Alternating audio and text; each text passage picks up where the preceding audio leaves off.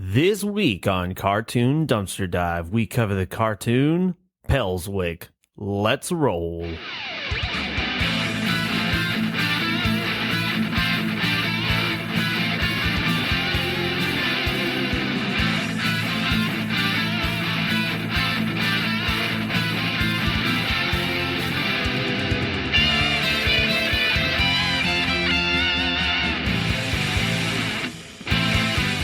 Hey there, Joel. Hey, Andrew. Today we have a special guest. Do we? We do. Who's our special guest? A friend of the show, James, is back. And this time, he actually has something he wants to promote. What will it be? You'll find out at the end. Or maybe now, so you don't skip through it. Say hi, James. Hi, James. Time. Yeah, go ahead and tell him why you're here. Oh, okay. So I finally started doing music things again, and my band Garot has a show at the Purple Buffalo in Charleston on April 7th. So people should go to that. And I know that this will also be on Spotify and everywhere else after the show. So It's not going to be after the show. no, I'm saying like it will still be up after. Oh, Gotcha. yeah, but that's fine. There's a very limited time where this matters to the listeners, but I appreciate y'all letting me come on and say this because y'all let me come on for other stuff all the time when I'm mad about a cartoon or excited about a cartoon. Very true. It's really good to have a place to go to. Oh, yeah. It's always fun having you on, James. Now, just to get clarification, the band's name is... Garot, How do you spell that? Garotte. All right. And we will link them in the description. If you're on Spotify right now, you could turn this off and go listen to them if you wanted Exactly. to. What kind of music do you guys play, James? It's death metal. You're your fun little death metal band. There we go. And It's I was just going to say, I think we actually probably have a lot of listeners out there that probably like some death metal. So Probably. Definitely. the crowd of like nerds who love cartoons and video games, and then you have the Ren Fair crowd, and then you have like metalheads, and then you have there was a fourth one that I thought of, and then I Paraplegics, which brings us to our cartoon topic of the week, Pelswick. nice segue, Andrew. Boob, you know what? That award's in the bag. incredible. Yes. But yes, so why don't we go ahead and review that theme song? All right, let's hit it.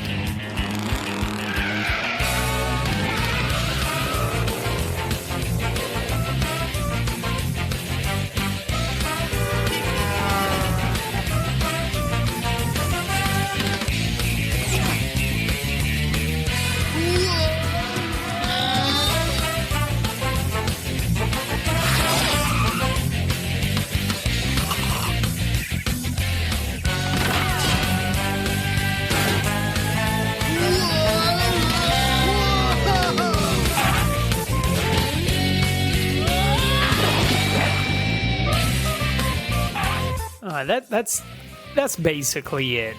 Yeah, my favorite part of the intro is actually more visual, but it's when all the bullies casually steal the vice principal's car by picking it up and carrying it away. I think it's just two of them too. They just pick up the whole call, but it's very much just it's like a ska themed type of music, and they just go through these. I guess this whole loose introduction of all the characters that you will see. Yeah. It's it's very of its time. 2000s is where ska was reaching its Peak. peak. I get. Did Maybe it's more I don't know the too tail many end. people who are like, I love ska, so I'm not sure that if peak is the right term. James is. I listened to. I was about to say there's at least like 2 or 3 ska bands I listen to like once a week. So Yeah. James, as a now practicing in the limelight musician, your review of this song will carry more weight than Joel or I's. I was very excited because this is the first time I get to review a theme song with y'all, I think. That's true. So we're gonna give it an 8.5. Whoa! Ooh. He's coming out swinging. A coward's 0.5. Yes, because it is no TMNT and it is no Power Rangers, but pretty good. Pretty good. I was going to give it about a 7. I was probably going to do a 7 as well. I mean, it's not bad. Like it's just. I'm not, Oh wait, okay. You guys only do solid numbers. So no, we've done. You're our guest in our podcast home. If you want to bring in decimals, you very much can. I want you. No, we'll just make it a 9. We'll just make it a Okay. 9. Wow. James, I want you to know I've done points before, but Andrew always shames me into doing a whole number. He's done that our entire friendship for ranking anything. He is very good at it. Let me tell you. Decimals are for cowards, and if you use them, you're a coward. I do. What?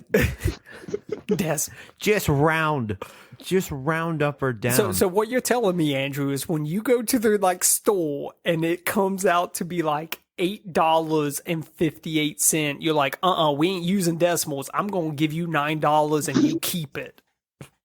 I'm furious. I can't handle it. I'm just like, if you give me 50 cents, I'm going to lunge over this counter. It is. His wife starts wondering where all their money went. He's just handing extra money out at Quick Trip. She's just like, you got to break yourself of this. Come on.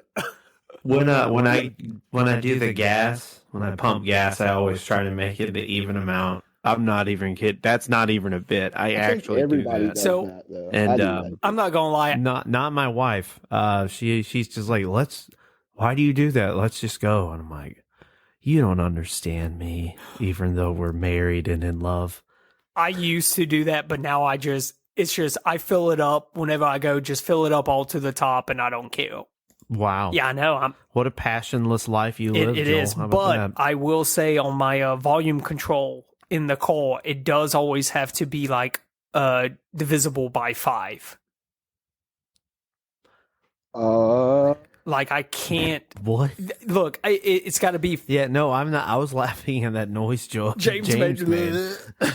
But it is interesting to have another opinion on this music, and honestly, to also see how James, what's his base, what's his 10 out of 10, you know?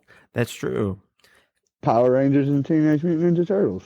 Because I think when we first made this show, we were like, the best theme song is DuckTales, so that was going to be That's what we a 10. based everything But off That's of. a 10. Andrew, we already know. I feel like me and you, that's might have changed since we've started this. So a little comment Yep. raised a mesa. Yep. And also our expectations for theme songs for children's cartoons. Yes. Let's move on. Let's get into how this got made, Joel. I'm actually very interested in this one because Pelswick is not our typical protagonist. No, he is not. This is a very slice of life style of show. Oh yeah. To get out the boring dates out of the way, so you kind of hit the nail on the head, Andrew, when you were talking about ska music being in the 2000s, because this released in 2000, October 5th of 2000, and it lasted for 2 seasons, 26 episodes. Last date of air was November 15th, 2002. It's actually based off of the comic book, same name, or not the comic book, but the comic strip in newspaper. That explains a lot. By the same name, Pelswick, or most of the time it might be referred to as John Callahan's Pelswick.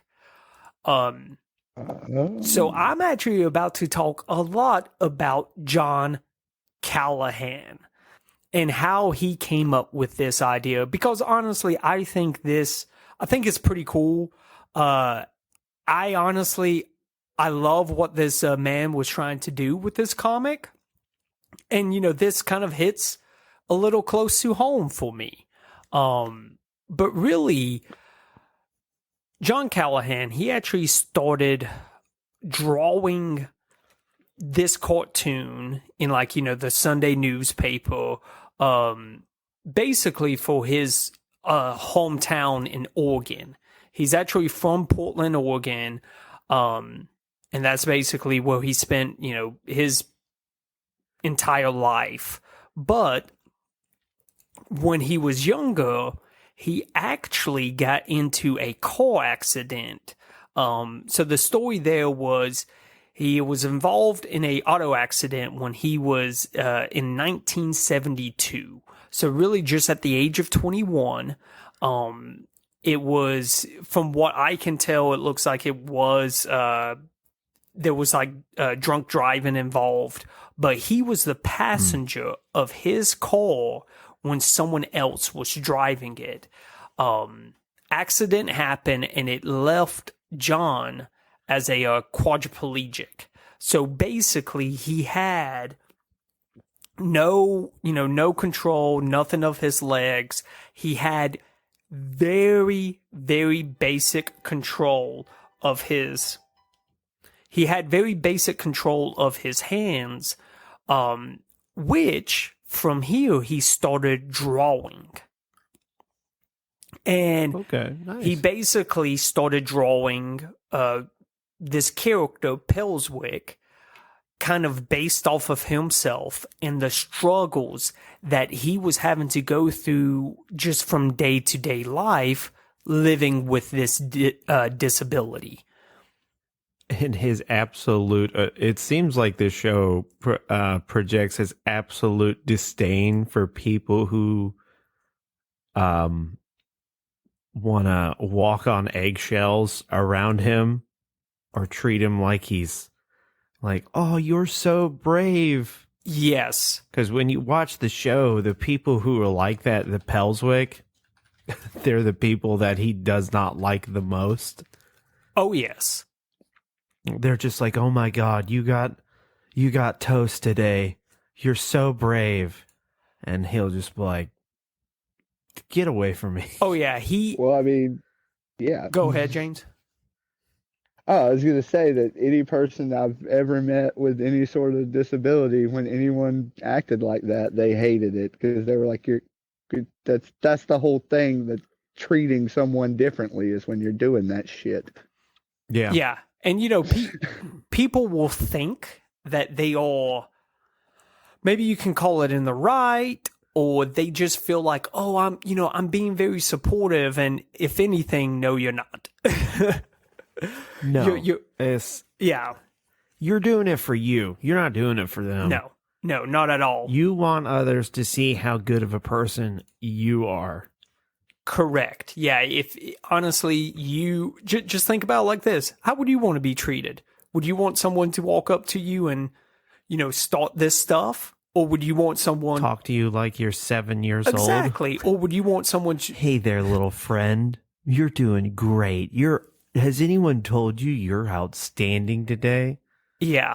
Just like, no. So has anyone told you to go fuck yourself today? he was very vocal about that too.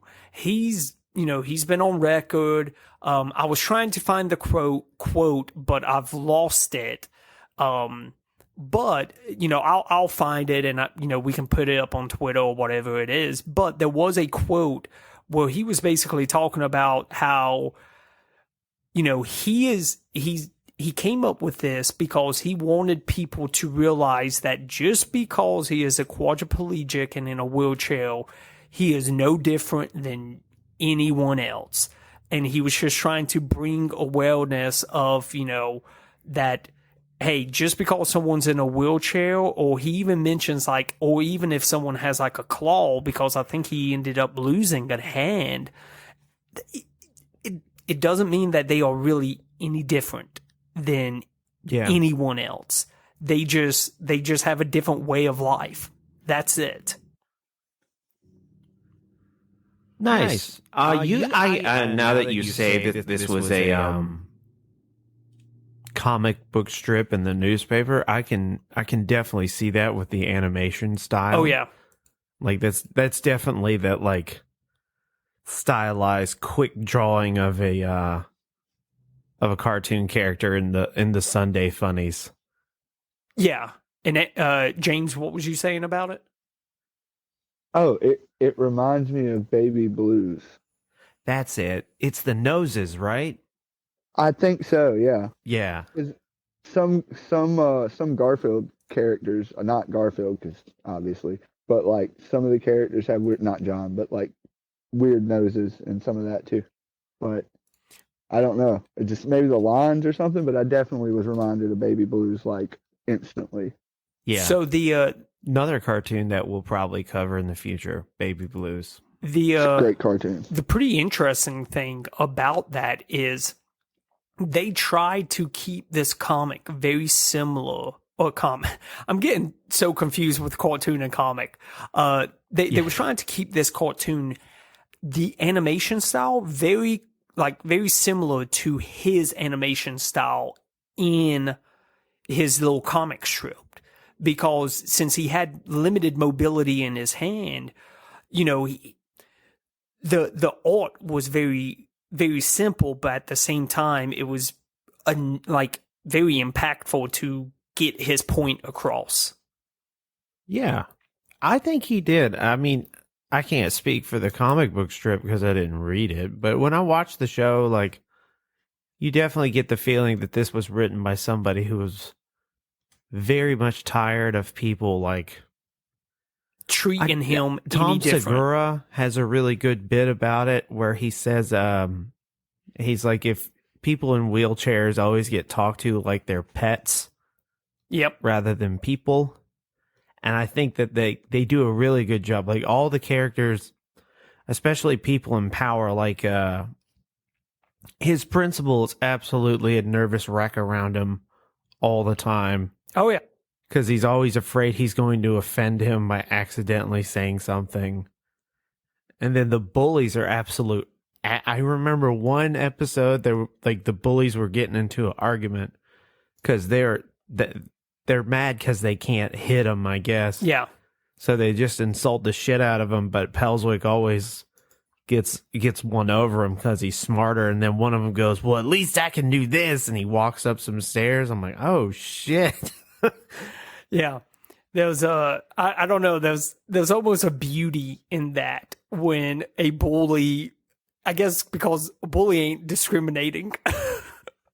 Bully's just going to be a dick to everybody.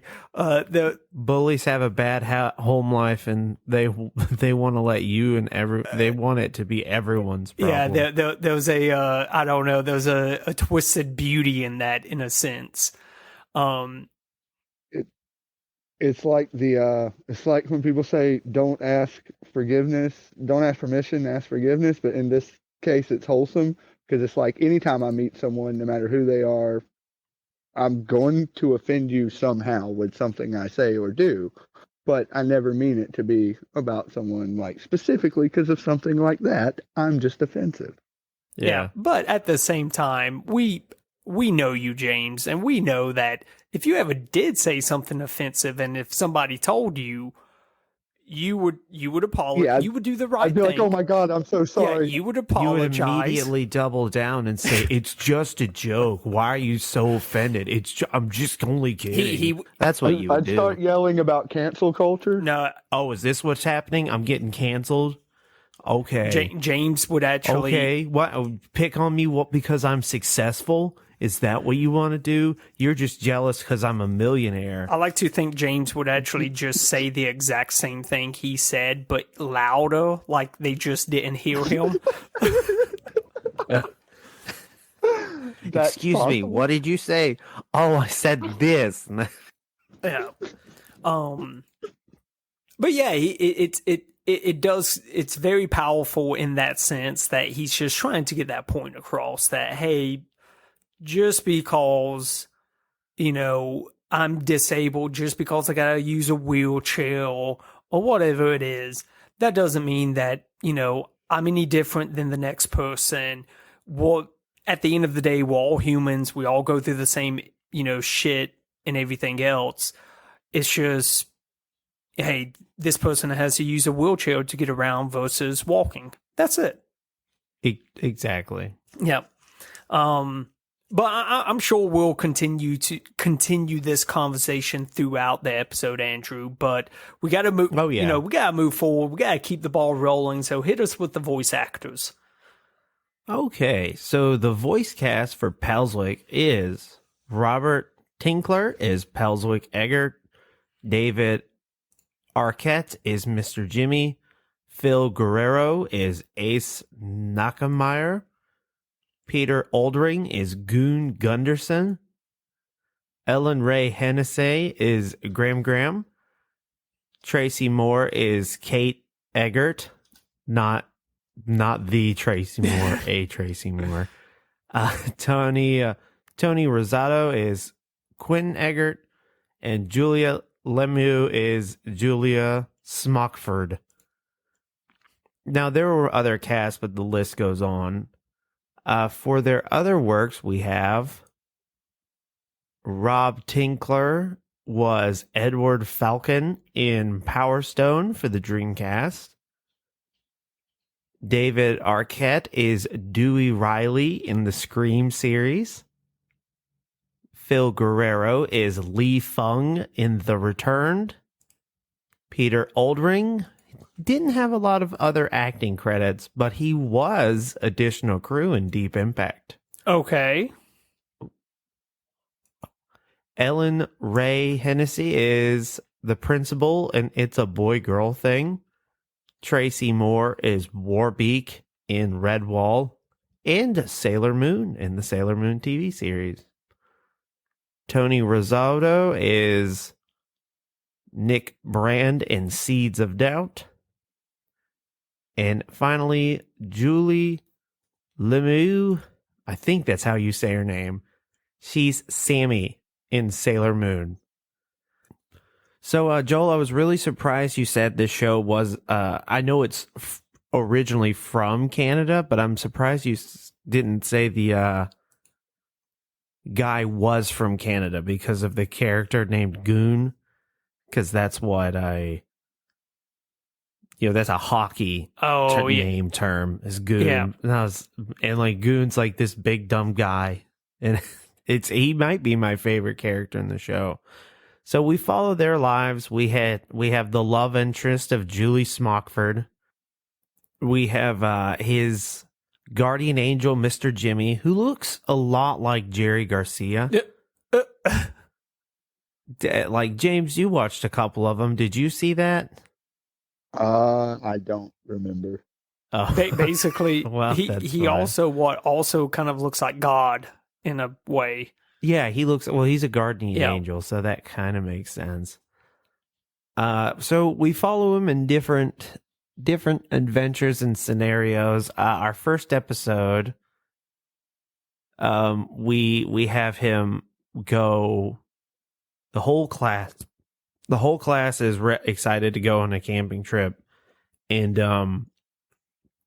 Pelswick doesn't want to go. He's like, I don't understand what's so cool about camping. It's bugs, no indoor plumbing. That shit sounds terrible. But the principal hands him a letter to the school that's like, our insurance won't cover you going, so you can't go. He was like, all right, cool. And so he hands his dad the permission slip, and he gets all in a huff and puff about it. And then somehow I don't know, it's some rights movement. Handicap rights movement gets involved, and it turns into this whole big thing. And Pelswick is like, everybody's like, you suck, Pelswick. We don't get to go camping. And then there's another side that's like, you're so brave, Pelswick. You can go camping if you want to. You can do anything you set your mind to. And then at the very end, he's like, did anyone ask what I wanted? before we started using me as like this poster child for paraplegic camping. So that's like a very good feel of the show. Oh, yeah. And then also Mr. Jimmy gives him very vague advice that frustrates him to no end. There is a joke in this episode. It's at the very beginning of the episode, but it made me laugh out loud. And it was when they was talking about the camping trip, and they talked about where the camping trip was going to be held at. And his friend who Ace, that's like the smart one. Yeah. They're talking about he says it's gonna be on Mount Camacho. I think that's the name of it. Yeah. And he was just like, he read that it was one of the most dangerous places to go skiing.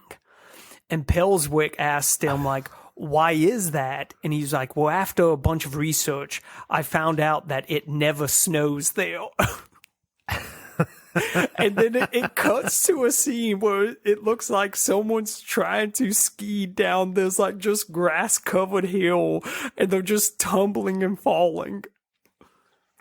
You know what? That reminds me. This is animated in the comic strip itself. It's got a lot of a Far Side feel. Yes. Like the Far Side. And that joke is definitely something I could see in the Far Side. Oh yeah, definitely. Yeah. It was in that genre. To me, the comic strip was kind of in that genre of that really, hey, we're gonna push the boundaries by kind of having that black edgy humor. Oh yeah, it's a dark humored show. Hell, even in this episode, Pelswick says, why can't I? He gets a little frustrated at first about not going camping. And he's like, I'm the only kid who can't accidentally get paralyzed. He's got a point. Yeah. There was one part in that first episode that I watched that I don't remember exactly what it was, and I'll have to go back and tell y'all after we're done with this once I find it. But there was one joke where I laughed out loud. I was like, "Oh my god, that's hilarious!" Oh yeah. Go ahead. It was near when they were talking about being the first or whatever. It was like right after that when they go to walk off. Whatever he says to him, I forget what he says, but I was like, that's funny." So we have other characters, like his dad is like super left wing kind of deal. Yeah. His grandma is very anti-establishment. Okay. One of my favorite quotes is from Graham is are there any areas stupid people can succeed other than politics? And like they all play a different part in Pelswick's life to like kind of guide him in different directions. Mr. Jimmy is his guardian angel, and he's always vague. And my favorite example of his vagueness is there's it's the third episode of season 1, and it's a Pokemon, the trading card game parody. So everybody's in this the craze of the trading card game Brain Suckers. Okay. And there's this ultra rare card that Pelswick wants, but he can't seem to get, and he's throwing his money away, and he can't do it. And then the bully of the show is like, well, I got it, Pelswick. And so Pelswick, goes to leaps and bounds to get this card. And Mr. Jimmy keeps showing up. He goes, do you have any advice for me? And he's like, plums.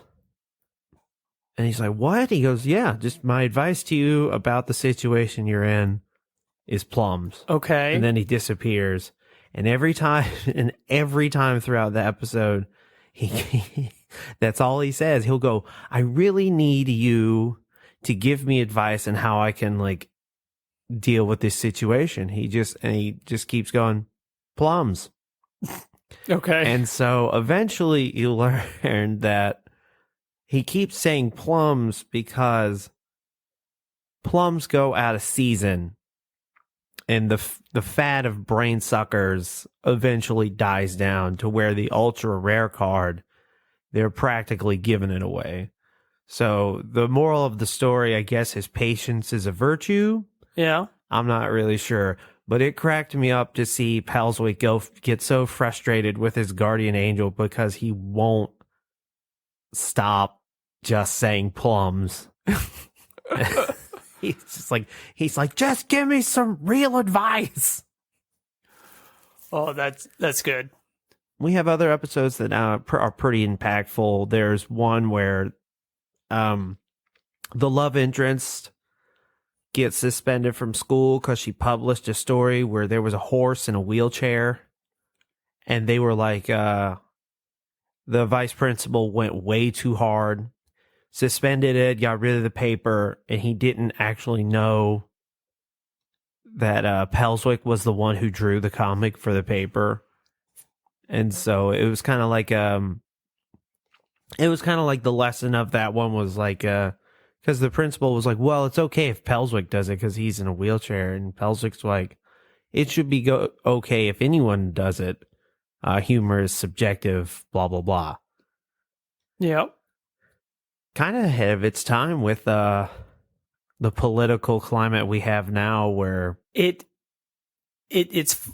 people are getting quote unquote canceled. In my opinion, no one's been. If you still have $1 million, ain't shit happened to you. It's true. funny because I do feel like I don't know. I feel like this show did so much better than any modern day stuff we have, or at least that I've seen, about just doing a simple inclusion of someone who is, like disabled or something like that, and just making it entertaining and just not like force feeding you, like exactly.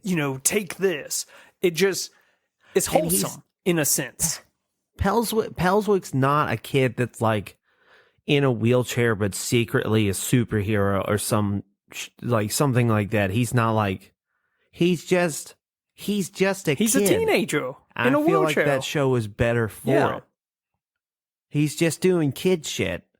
And the only time they really bring up the wheelchair thing is if an asshole character is making fun of the fact that he can't walk, or you have these like virtue signaling characters that are just like, I'm going to be nice to Pelswick so I can feel like a good person. And Pelswick every time shoots him down. There's like, because he sees right through it. Oh yeah. Except for his love interest. Oh, of course. He likes it when he's nice to her or she's nice to him. Yeah, I don't know. I see it as, that's exactly how I've seen my wife treat people. I didn't know if we were going to get it. We were going to talk about it. Well, I mean, I did mention that this hits a little close to home for people who know me, and for listeners who maybe you don't know. I don't know if I've ever mentioned it, but my wife's in a wheelchair. She is paraplegic. But she was actually upset when I told her we was doing this show. She was like, "Y'all didn't invite me on." And I'm like, I didn't think you would want to be on here. I always assumed our wives thought this show was dumb as fuck. Exactly. I mean, they're right, but but yeah, it's just, it's funny because it is like I'm watching what I've seen my wife have to go through and things like that in a cartoon format. And it's to me, it's only something that someone can write from experience, if that makes sense. Exactly. My favorite thing your wife ever told me is they had when she worked at some accounting firm, and they had to bring in everybody for HR, and they were trying to push it under the rug what actually was happening, but they were talking about, it's like, okay, This is like our sensitivity training for all these jokes that certain people might be making about wheelchairs, and the way they phrase it is your wife's coworkers are making fun of her for being in a wheelchair. But what's actually happening is your wife keeps joking about being in a wheelchair. Yes. And it's making everybody else so uncomfortable because rather than laugh, they're like, if we laugh, we're going to offend her. But she's the one making the making the joke. And that's kind of how Pelswick, in a sense, feels like it's kind of like when it's like a fat guy joking about being a fat guy.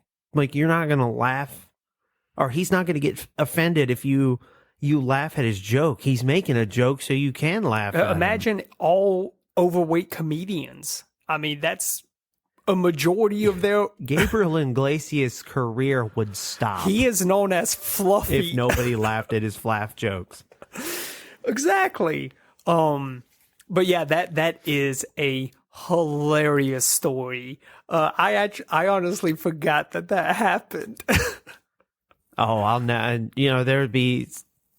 We'll go to places and they'll look around and they'll be like, how many, or take a seat, and your wife will go, oh no thanks, I brought my own. Just shit like that. Yeah, like, and you'll always see the discomfort and whoever's joke on the receiving end of that joke. I remember when we first started dating, like we're young, don't have a lot of money, so hey, we want something to do, so hey, let's go to the park and let's walk around. And I would say that to her, and she would look at me with like the most offended face, and she's like, I can't walk. But it's like, that's her humor. Oh, I remember there was one, and we'll get back on track, but this story is so great. She actually found a picture that The Onion did. And it was like a cover of The Onion magazine, and it showed a dude in a wheelchair, and it just said, "The doctors say I would never walk again. I have to commend them on their spot-on diagnosis." And she shared that on her Facebook, and it was like, there were some people who was like, oh no, that's not right. But she laughed her ass off at that. Yeah. A few things about the show itself. Goon, even though he's the dumb character, he seems to point out a lot of the show's, like, I guess, for lack of a better term, plot holes. Like, for example, it's a few episodes in, but Goon is the only one who knows that there's only a vice principal, but there's no principal in that their junior high school. Interesting. That's really a little bit of the intricacies of the character of Goon. Oh yeah, Goon also doesn't know that wrestling is staged, and he plays a Game Boy without batteries. He's just a lovable idiot. Yep. So I believe it's time to go to your new reoccurring segment, Joel. Reviews the roll through time, reviews that walk down a beaten path. I don't know. I didn't really have one for this one. So there. Reviews that get advised by angels and reviews that get panned by demons. See, there you go. You give it time, Andrew, and it just comes to you. I know. It's like the universe just talks to me, man. So this show, it has a 6.8 out of 10 rating on IMDb. That's out of 243 reviews. So this show definitely is one of those. It kind of flew under the radar. I feel like not a lot of people remember this. Even as I was watching through some of these episodes this week, I vaguely remember watching a few of them on TV when it first came out. Yeah. But really can't find a 1-star can't really find anything that is too low. So really, we're just going to go out with a 10 out of 10 and just be done with that. Okay. This is titled God's Gift to Mankind. This is a cinematic masterpiece, truly above any other thing ever created. True art. God created this show in his own image. Pelswick is God if God was a handicapped youth in a wheelchair. Gorgeous animation matched with brilliant writing and storytelling, both hilarious and emotional. God is a handicapped youth in a wheelchair. Sounds like a weird self-help book you would find in the Religious section, basically. Yeah, religious section of a Barnes and Noble. I feel like it would be targeted for families, because there is one disease, spina bifida, I believe it's called, where you'll basically be born paralyzed. I feel like it would be like a self-help book for religious people who kids are born like that, you know. God is a handicapped youth, written by A.B. Sullinger. Yeah. What was that, James? Sounds like lyrics to a folk punk song. I could see that. Oh, yeah, that does. That does. I actually, you guys, y'all can see it. I just posted this in the Discord. And Andrew, I'm sure you can share it. It's actually a comic strip I found of John Callahan. There we go. It is, that's awesome. It is fucking hilarious. Fuck. I won't describe it, Andrew. I'll just let you post it up on Twitter, but it is fantastic. Yeah, that's pretty But it great. just shows kind of how Callahan basically used dark humor. I think it's ultimately he used humor to get people just more comfortable. Exactly. Because I think, and I think how you said it, Andrew, I think, I can't remember, Tom Segura, I think you said he had a bit where it's like, don't go talking to them like they're animals. And yeah, don't treat them like you would a dog with a sprained paw or whatever. Exactly. Talk to them like a person. And I think people's hearts are in the right place, and I think it's just poorly executed. Because really the way I see it is, just if you're ever wondering, how do I approach this person? Just don't even think about it like that. Just ask yourself, how would I approach any person? Or do I even want to approach another person? We live in a day and age where a lot of people, they kind of want to just be to themselves. Exactly. They may not want to talk to you. That's another thing that happens to your wife a lot, is people will just come up and talk to her. I remember we was leaving a place, and this lady just comes up out of nowhere, stops my wife, and just says, "You've got a book in you," and just walks away. Like, we laughed hysterically at that, but at the same time, imagine that. So just everyone stop. Think about if you was just walking down the street, and let's say you saw someone who wasn't disabled. Would you go up to them, just this random stranger, and say, "You've got a book in you"? I am now. Just everyone. Are you kidding me? Like, that's the best, fuck with you phrase I've ever heard. It's like, hey man, I just want to let you know, you got a book in you. Walk away. Don't even say. He goes, what the fuck does that mean? What does that mean? I got a book in me. Hey, come back here. Yeah, no, that it is good. But that one. Oh, my wife's got a list of. Oh, of she's stories. got a ton of them. She could start her own podcast about just that. shit that's happened to me. She was telling me some of those stories at Andrew's baby shower, and I was dying. Oh yeah. That was hilarious. We'll have to get her on for like a special where we can just talk about some of these stories. Yeah. Because some of them are just absolutely crazy. Yeah, they're bonkers. But any closing thoughts on Pelswick? James, you first. You're our guest. Oh, okay. All right. So I was going to say this earlier because Joel blew my mind when he mentioned this, but he was talking about how he had limited mobility and like he still drew the cartoons. And one of the things I actually really liked about the show was the animation style. Oh yeah. Like, I don't know, it just seemed to fit the whole vibe of the show, and if it were drawn any other way, it wouldn't work. Correct. Yep. Okay. Yeah. What about you, Joel? I would say, honestly, I kind of agree with the reviewer.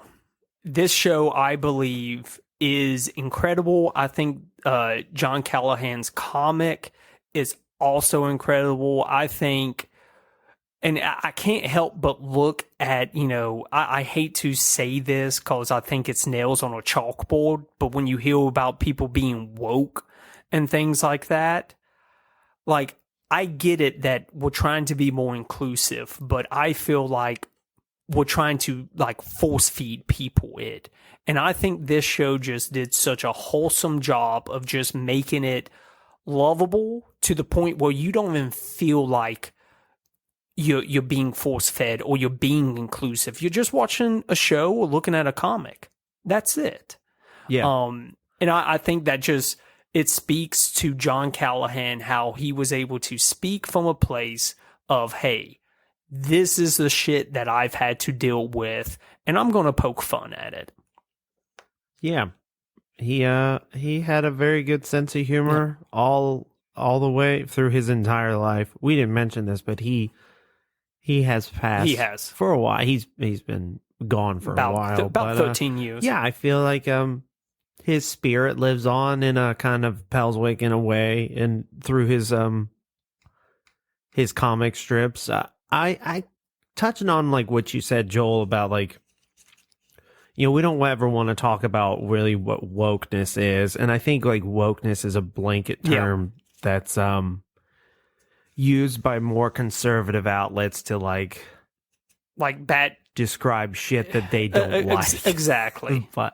But I think what the problem is, it's like this came from a genuine place. Yep. And when you see the kind of stuff that they're trying to do, it doesn't feel as genuine. Yeah. So to speak. And sometimes it does and sometimes it doesn't. It all depends on not so much source material, but like what you're doing with the material. They're like, there are some things that like people are foaming at the mouth saying, go woke, go broke. And I'm like, that's a pretty non-issue for me. But then there's some of them when they do it, you're like, okay, I know you're just doing it to like get those points. Yeah. And it's very pandering. It is, yeah. So there's definitely something there, but Pelswick really didn't have that problem. I mean, it was just a kid doing kid shit. Exactly. And it made for a pretty entertaining cartoon. And if you're ever wondering, and because there are people out there that they just don't know how to approach someone who is different than them. And this doesn't apply to disabled people. This is just anyone who's different. Just go talk to them, but show them the respect you would want to receive. And Golden rule. That's it. And you would be amazed on just showing someone respect, how much that will tear down the walls, just make people... Honestly, I feel like that's the big issue. People just don't respect each other enough nowadays. That's it. But I'm gonna... That's it. All I gotta say about, my soapbox issues. Yeah. All these damn liberals is all I heard you say, Joel. That's it. That's what you heard. How very insensitive. You heard me say, go Ultra Magnus. Yeah. So I believe that wraps up the show, Pelswick. James, one more time, tell them why you're here and tell them what's going on. Well, my band Garot is playing a show April 7th at the Purple Buffalo in North Charleston with a bunch of other wonderful bands, Order of Elijah, Homicide. I know I'm forgetting a couple of people because my brain's not working right now. I'm in cartoon mode. But, we want a bunch of people to come out. So if you hear this and you like metal and you live in Charleston, South Carolina or driving distance, come check it out. Fun times. And we'll link the band's page, at least the Spotify page, in the description of this episode. And we'll be sure to let you guys, if you're in the North Charleston area, I'll be there. I know that. You can come say hi to me or tell me that my show is hot garbage. Either one of those will do. But yeah, come to the show, hang out. It'll be a fun time. If you'd like to support the show, you can go to patreon.com/cartoondd. There you have access to our Discord, stickers mailed right to your door, and access to bonus content. We have 2 bonus episodes. Right now is a very raw episode about Velma, both in content, and it is 100% unedited. So if you want to hear what an unedited Cartoon Dumpster Dive episode sounds like, there's your chance for $5 a month. You can go to our website to request a cartoon, cartoondumpsterdive.com. We have a Twitter handle CartoonDD. We have an Instagram, Facebook, and TikTok, all Cartoon Dumpster Dive. And as always, thank you for a 5-star review on the podcasting platform of your choice. Have a great rest of your week. I honestly couldn't think of anything that I would want to say, like joke. So, yeah. See ya. Peace. See you.